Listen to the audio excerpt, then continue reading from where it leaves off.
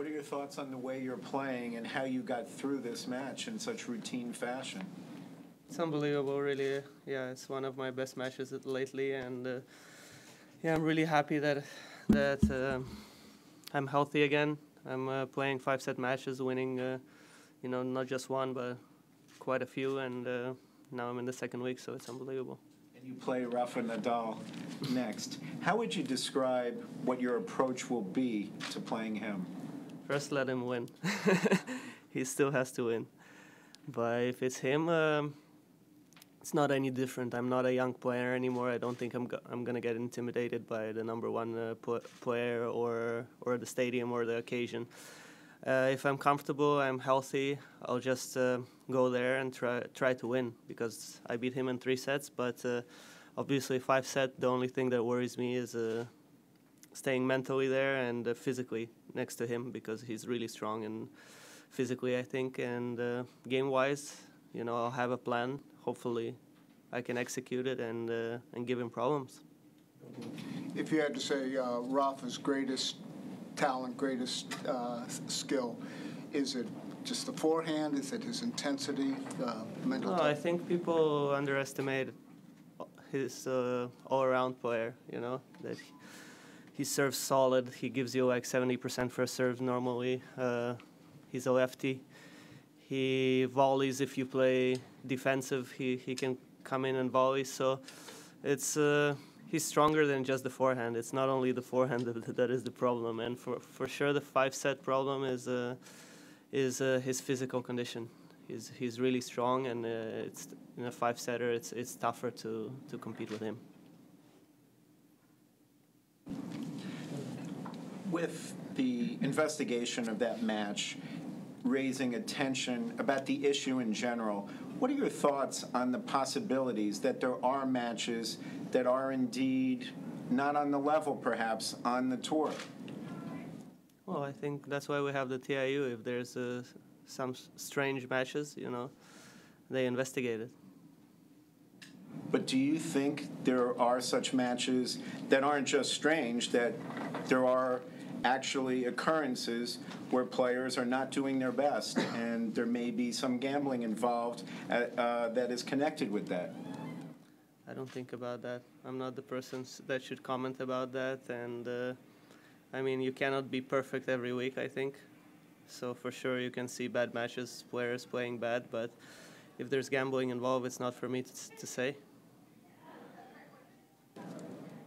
Have you been interviewed by someone from the Tennis Integrity Union about that Winston-Salem match? Yeah.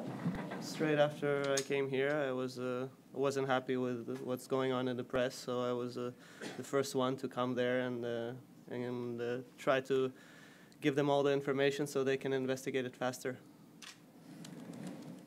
And what have they told you about where things stand with their investigation? I don't know. I don't ask. They asked me about some information. They interviewed me. That's it.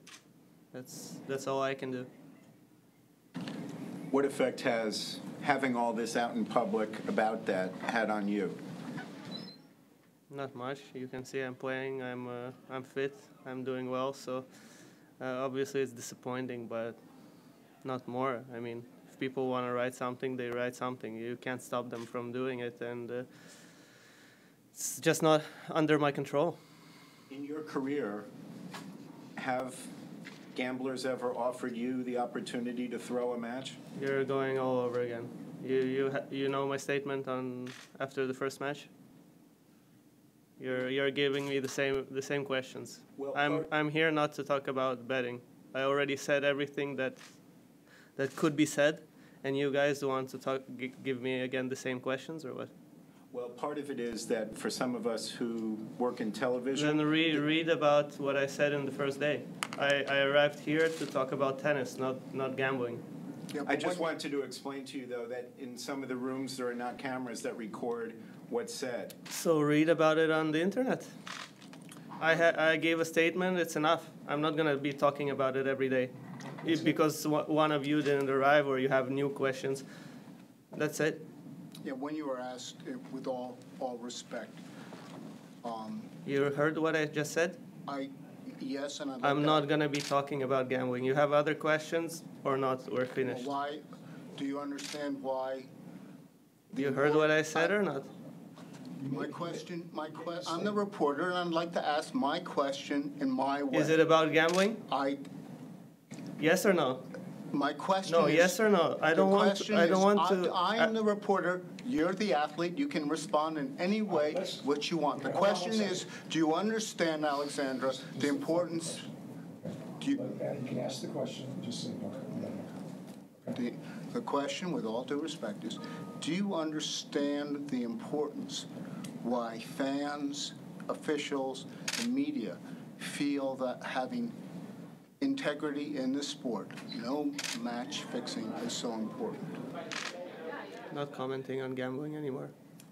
Okay, you were able to ask the question. He's not commenting. Are there any questions about tennis?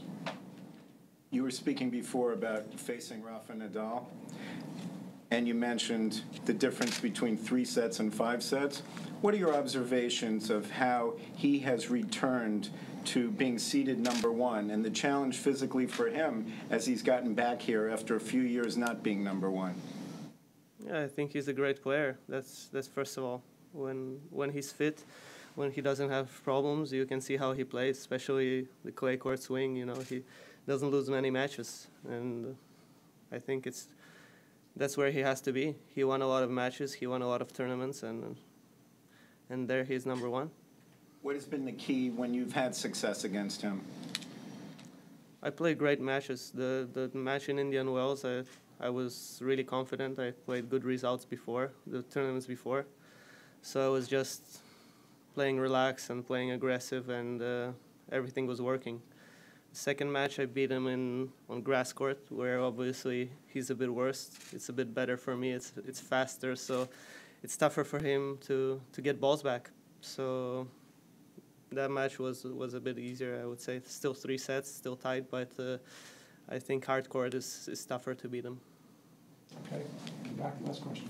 Doug, you have been through injuries and you have had some tough matches here, but what makes it special to play here at the US Open?